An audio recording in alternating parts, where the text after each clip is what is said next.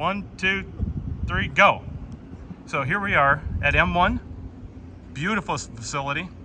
We've got some professionals with us. We've got some amateurs with us sitting in the chair over there. But anyhow, going through, we've got a couple great cars, Neil and Brian. These are two Studebakers that I don't ever think anybody will see a quality restoration, attention to detail of two Studebakers like we have here. So Neil, let's talk about yours first. You've got the white one. Yep. Tell me about it. What makes it special? Well, it's a 57 Golden Hawk, factory supercharged 289 automatic. Car original Arctic white with Tierra Gold fins. Did a body off restoration on it. So Tierra Gold. So what was the other option if you had white? Was it just Tierra Gold? You could have done solid white. Okay. White in the fins. They did have some different color inserts you could do for the two-tone. This was a pretty popular color. A lot of the factory brochures had white with Tierra Gold. So, but I've got the original build sheet on this car, and this is restored back exactly to the factory build sheet on it. And where did they build this vehicle at? It's a South Bend built car, so it's built in South Bend, Indiana. Is the gold one, the Brian's that we're going to talk about in a minute, is that a South Bend car? That's a South Bend car as well. Beautiful. Yep. But vinyl interior, supercharged V8 automatic, Dana 44 with a 331 rear gear. Really fun car to drive. It's 275 horsepower. Surprisingly supercharged 2-barrel. It's got a Stromberg WW 2-barrel carburetor. You'd think a 4-barrel might have been the logical step up, but they got the McCullough supercharger in there. And the cool thing about these old McCullough VS superchargers, it's variable ratio.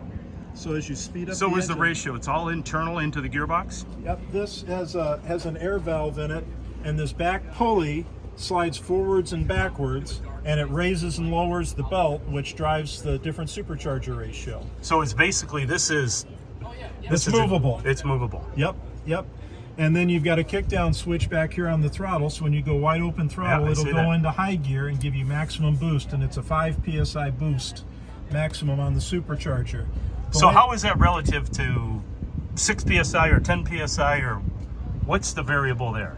Yeah, it's just 5 PSI is all it puts out. It just gives you positive crankcase pressure here, gives you a little more boost to get you more horsepower. And you can really feel it. And you get that nice supercharger whine. It's a ball drive supercharger, so you get a nice high-pitched whine sound, which makes it kind of fun when you go wide open. Oh, it's intimidating when you're going down the road and you hear a supercharger coming up to you. Yep. That's for sure.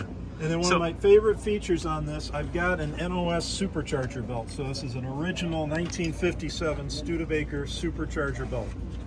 Holy cow, how on earth did you ever find that? That was not easy to get, and I guarantee you I've never seen another one that was hard to find. But I like that kind of detail, you know, all the little bits. So it's exquisite. So this has been through some national high-level judging, correct? Yeah, Studebaker Club judged it 398 out of 400.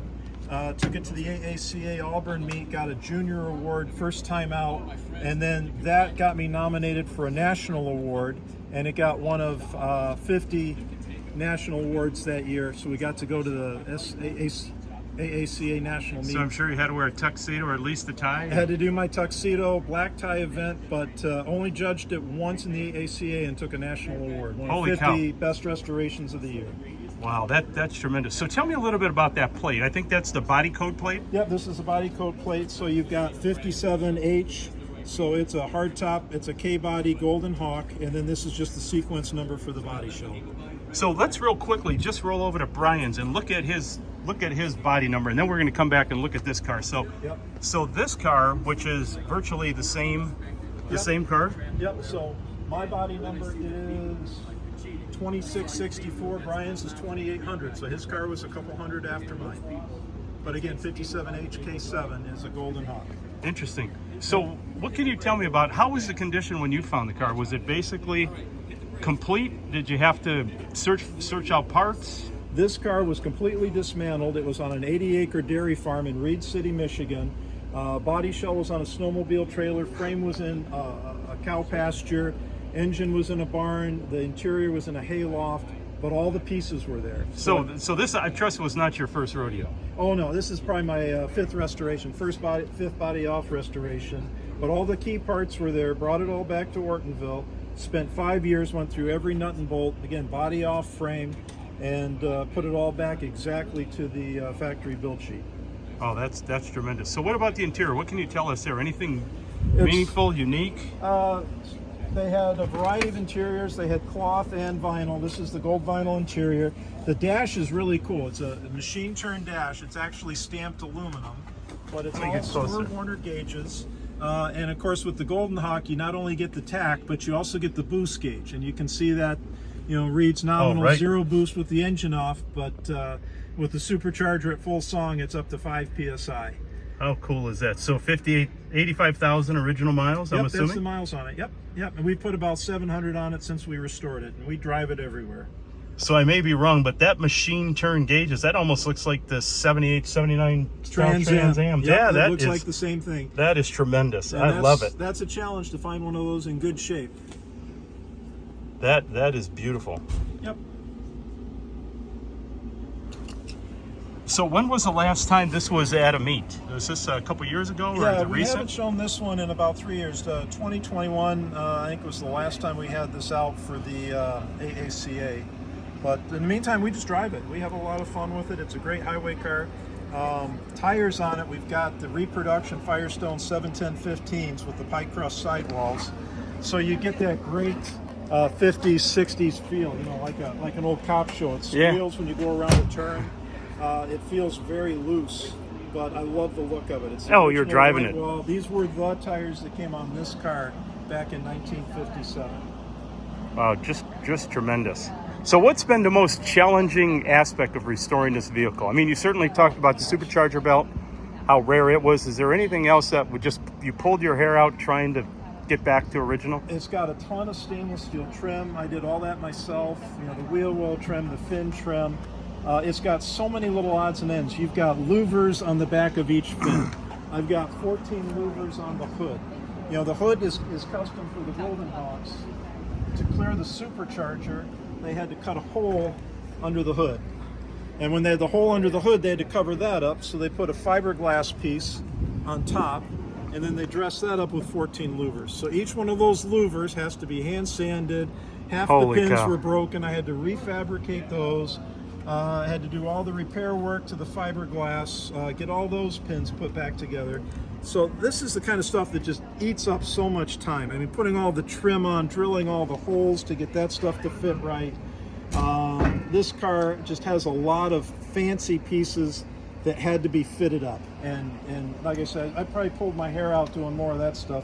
I'm used to doing larks and things like that. Very simple, flat cars, very little trim. Simple. The chrome, there's all kinds of chrome pieces. Yeah, your attention to detail is next level, and it just shows your professionalism and your dedication to restoring a vehicle of this. I just can only imagine what it took to find these parts and pieces on a car like just the wheel covers alone have got to be a monumental task. Well, we're fortunate there. The company that made those hubcaps new still had the original tooling, and one of our suppliers has gone out and they reproduce them off the original tool. So you write a check for those, but they're out there.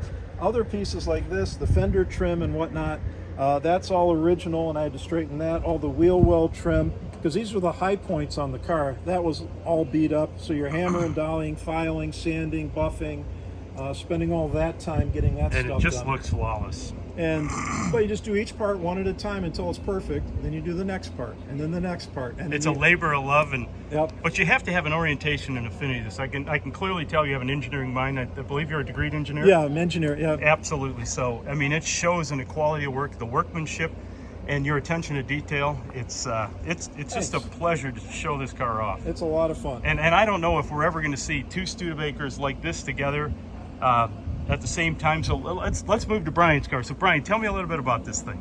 Well, I suppose the most important thing to me was the fact that when I was in high school, I had a '53 Studebaker, and it was my first car that I owned, and I just loved it. But I got my driver's license in 1958, and obviously the '57 Studebaker Golden Hawk had come out, and I was just speechless. It was the only car that I could think about wanting to own. So all the years go by. I had a wonderful '53, and I was the president of the Studebaker Club, and all of a sudden there's a guy that shows up that's almost 80, and he's got one of these things, and it was really a very, very nice car. And And I said, if you ever sell it. So for about 4 years, every time I would say, if you ever sell it, and he finally said to me, I will sell it to you when I sell it. And it was really a wonderful car. Not to this level, but just an absolutely gorgeous Well, you've car. done tremendous amount of work, and with the assistance of Neil. Well, that's the whole thing. Is I didn't even know Neil when I bought this car, and when I got it, and I said to Neil, "Oh gosh, can you make my car like your car?" And you know, and to tell you the truth, to give him all the credit because it truly is deserving. This car got 398 points itself, so you know, kind of the same thing. But 398 points without Neil's help. With Neil's help, all gotcha. of Neil's help. But you said this went through judging before Neil. Well, it did. The first time I had it judged, I didn't even know Neil, and I took it down to Ohio, and they judged it, and I got 374 points, which is 1 point less than being in the first place category.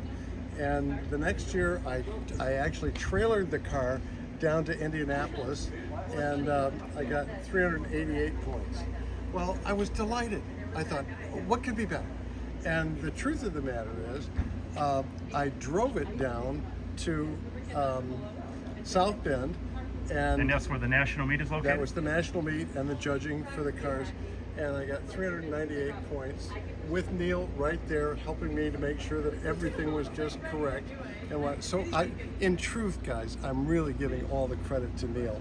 But what a marvelous car it is. He helped me with things like in the interior, you know, doing the tack, putting in the radio that is AM, FM, and Bluetooth, and all that sort of. Putting in the clock. We had to change the clock. It's only $250, but we had to change the clock to a digital clock and that sort of thing. But he just never missed a thing. I can tell you that, you know, not only is all the parts and stuff new, but there was a dent in the radiator, which is gone now thanks to Neil. But the whole car just came out so terrifically, and it's a little bit of a resto mod to this extent that he did his exactly by the book, okay, and spent 5 years doing it. This one I have disc brakes on it. I have a front and rear sway bar on it. I have the Gasmatic, what are they called? Classic shocks on it. So it's very drivable. Handles great, like a new car. And actually it has a 700R4 transmission in it. So instead of a 2-speed, it's a 4-speed. Came out of a 1981 350 Chevy van. But the car just drives like you cannot believe.